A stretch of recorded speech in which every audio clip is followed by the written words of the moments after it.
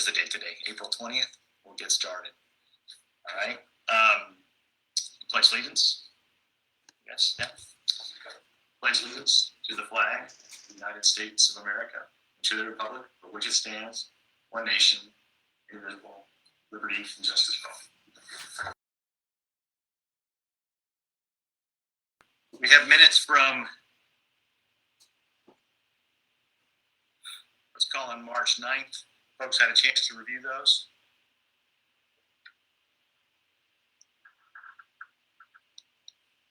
Yes, I would accept a motion to approve.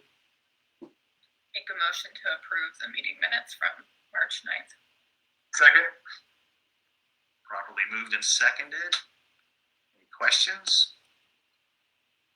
Is it a voice, Chanel? Yes, that is correct. All right. All in favor say aye. Aye.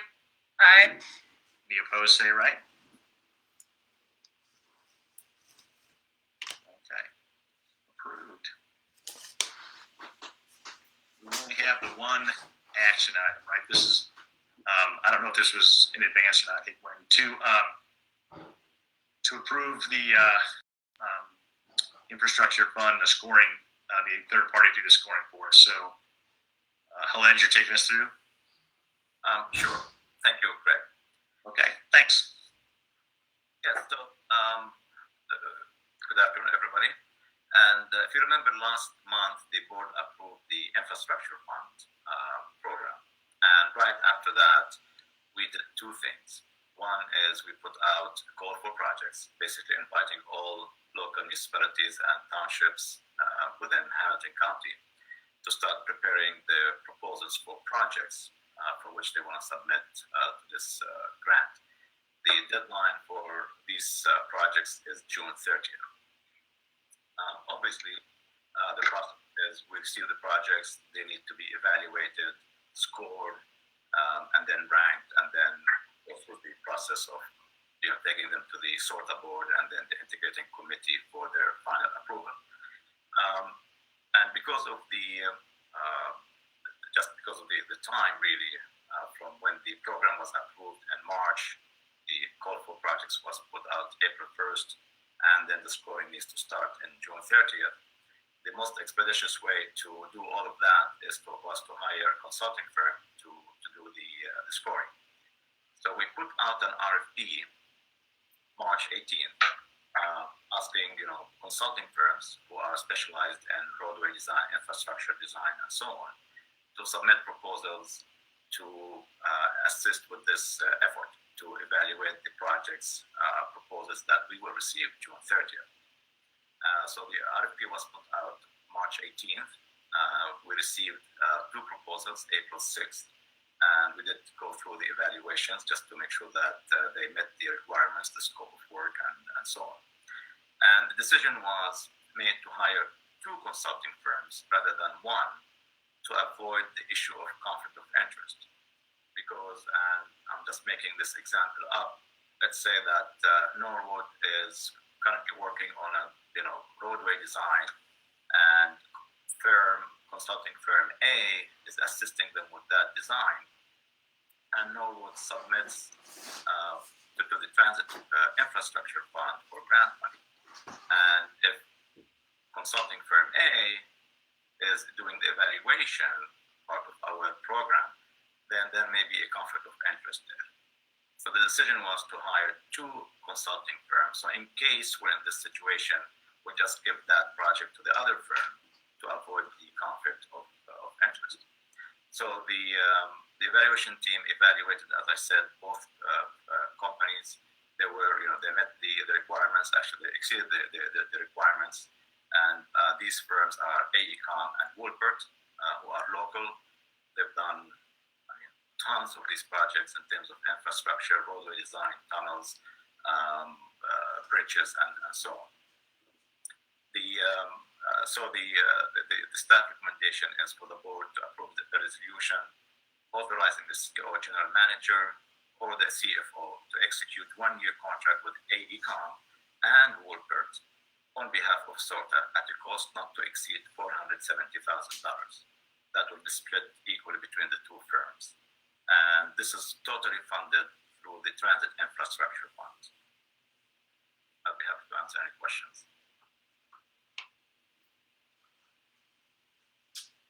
How many firms bid back on the business? Two bid, AECOM and Woodland. They're the only two that responded? Correct.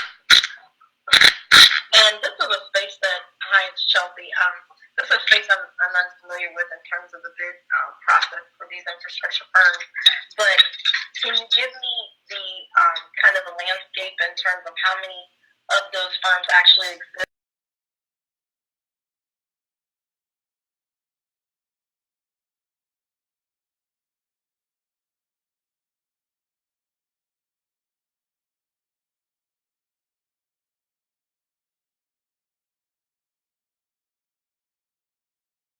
This is a lot of money, and I don't see why I would pay two different consulting companies this large amount of money. If I can't trust a consulting company to be fair and honest, why are we hiring these people? I mean, I'm paying you $235,000. I expect you to be honest with your assessment of the products. Why would I have to hire two different ones? Unless we were going to pay one $470,000. If we're going to pay one $470,000, is that the case? Correct. Yeah. Okay. And, And this is also an up to contract. We don't know exactly how many proposals we'll get. It could be half of that. It just depends on how many grant proposals we get and how many each have to score, because it's based on the number of hours that they actually spend scoring the projects. And again, the reason that we picked two firms versus one, if one firm said they have a conflict of interest, we wanted to make sure that there was another firm that we could go to, so that the project will be split between the two. This is an up to amount. It could end up costing half of that. It just depends on how many projects come in for them to score. And both firms won't be scoring all of the projects. We'll split the projects, and each firm will just score one of the projects. Okay. Right, so the idea is that if a project's behind, they happen to be working on it, would that raise some questions, right? So we're trying to avoid that problem. Okay, is there a similar hourly rate? I don't know if I don't know what detail we got here.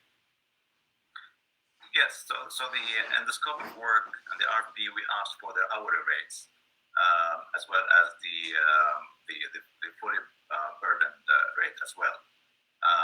And we kind of tried just to estimate, to Dara's point, we really have no idea how many projects we're going to receive. We just took the integrated committee as an example of how many projects they receive on a year, and again, fluctuates between 60 and about 80 projects a year. We expect to receive a little bit more because we have bigger pot. So we just try to use IC as the reference. So again, to Dara's point, it's a guess. We may get fewer projects, but it is up to that amount. And to answer your question as well, if we were going to hire only one firm, it would have been up to $470,000 for that firm. Remind me how much money is in the transit fund? It's been averaging about a year, right? Daryl, or do you have? Yeah, it'll be about $30 million a year to spend, right, to invest. Yes. Are there, Larry, oh, sorry about that. I was Larry Thompson just had one question. Is there going to be a requirement of a timeline for the point system to be returned? To be returned? Yeah, I mean from the companies when they do the points for the bids, is it going to be like within a week or 2 weeks or a month out before they give you the decision on how many points a project is? Yes, so we've for the evaluation, we've dedicated July and August for the evaluation. So all projects will be complete. The evaluation of all projects will be complete by end of August at the latest. So we can take it. So we can take all the projects to the September board. All right. Okay. Thank you, sir. What I is have a the question,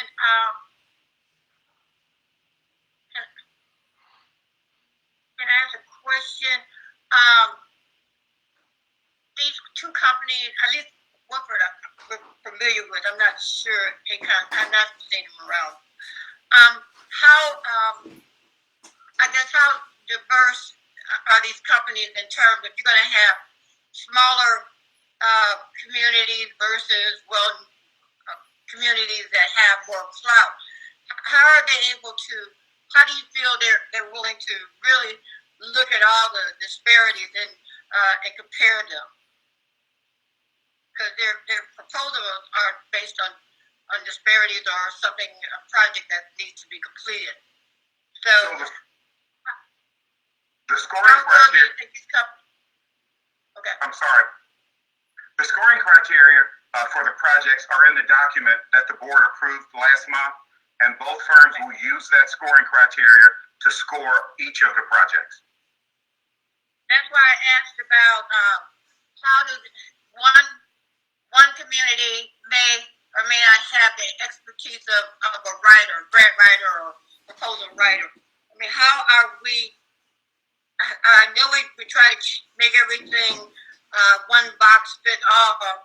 Have you talked to these companies about their ability to look at each community on its own? Both firms are qualified to do this. Both firms are very well known in this region. Should any of the neighborhoods need help, if they reach out to us, we will direct them where they can get help to write their grant proposals. We won't get involved in helping them write their grant proposal, but if there's a community that needs help, we will direct them at some places where they can get some help. And to that point, when Joy Pearson, she's a community development administrator with Hamilton County Planning Development, actually she reached out to me and we spoke on the phone, I think yesterday, and she will be hosting an event in the next 2 to 3 weeks, specifically to that point you're addressing, which is a valid point, is to reach out to these communities and make sure that they're all aware, and if whatever assistance they need for these to apply for this grant. And I neglected to also mention that both firms have DBE consultants on their team.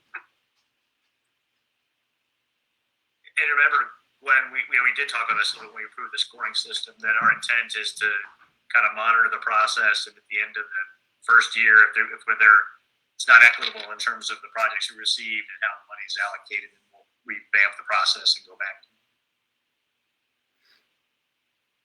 I agree. I remember that discussion, and I just want to remind us, because that is definitely going to be an issue when they're really going to be watching they're going to be watching this process, and I want to make sure that we've at least acknowledged that there may need to be some tweaking done.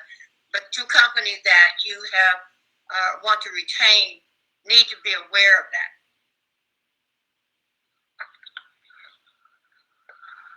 I just have a quick question.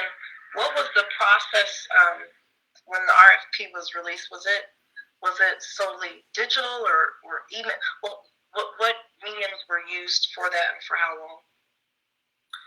Yeah, it was released through public purchase. I think that's the name of the service we have, and it was on the street for about just over 3 weeks.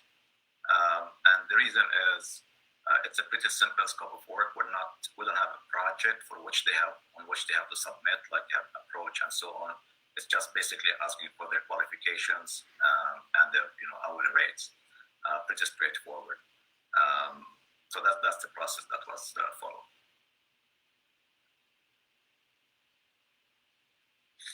And I think again, it's a 1 year approval, right? So going forward, we have the right to decide to bring this in-house, to leverage the integrating committee, or to use a different third party. So as we move forward, and there's groups that are interested in, this is a, we have 24 more years to look into it. So I think that's a good idea if there's some people that you think should be engaged.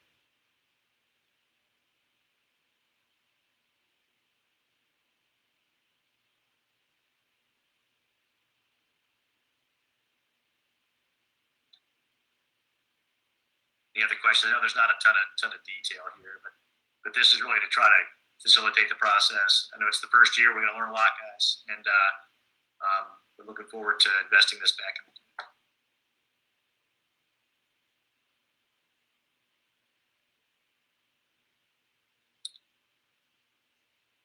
I guess I would move that we authorize.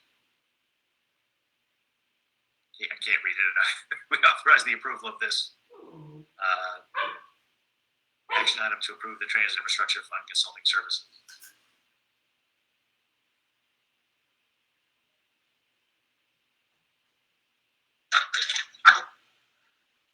Larry Thompson, second. Thank you, Larry. So properly moved and seconded. Any additional comments, questions?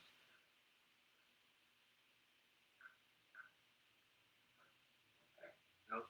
But we'll note the concerns, and it is the said the first time, and we have a little bit of time crunch to get the funds, the process started. So I'm assuming is this a roll call for now? No, this is just a voice vote to move to the full board meeting. We'll be there. Okay. All in favor, say aye. Aye. Opposed, say right.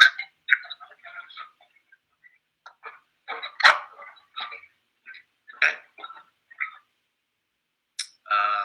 So moved. On to the board. And Craig, did you want to keep this on the agenda or move it to the consent agenda? Let's move it to the consent agenda. I guess it's almost going to be all the same people, right? Just about, with a few more. People can pull it off. So if anybody doesn't agree with that, please raise your hand. No? Okay. All right.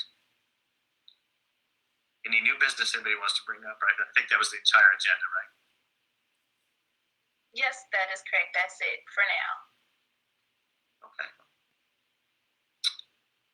So we look forward to how this progresses, and I don't think we've received any projects from anyone, right? No. No, I wouldn't expect so. I think so. Coming up here will be those projects, and then ongoing discussions. I know around the Oasis Trail will be coming back soon too. So looking forward to those discussions. That is correct. If no other new business, I look forward to talking to everybody in 38 minutes. All right. Thanks.